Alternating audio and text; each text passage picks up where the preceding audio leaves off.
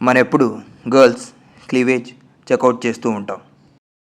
తర్వాత బ్యాడ్గా కూడా ఫీల్ అవుతాం. ఒక మగాడిగా ఇది నీ టెండెన్సీ. దీని నుంచి నువ్వు ఎప్పుడు ఎస్కేప్ అవ్వలేవు. So accept it. ఏ ఆంటీని చూడాలో ఏ ఆంటీని చూడకూడదు అర్థం కావట్లేదురా. కొంతమంది మెన్ టు మెన్ ఫ్రెండ్షిప్లో చాలా క్లోజ్గా ఉంటారు, చాలా పొసెసివ్గా ఉంటారు. సొసైటీ వాళ్ళు డిఫరెంట్ అనుకుంటుంది. ప్రతి మనిషిలోనూ 1% ఆఫ్ ది ఆపోజిట్ జెండరే కాదు, మన జెండర్తో కూడా ఆ ఫీలింగ్ ఉంటుంది.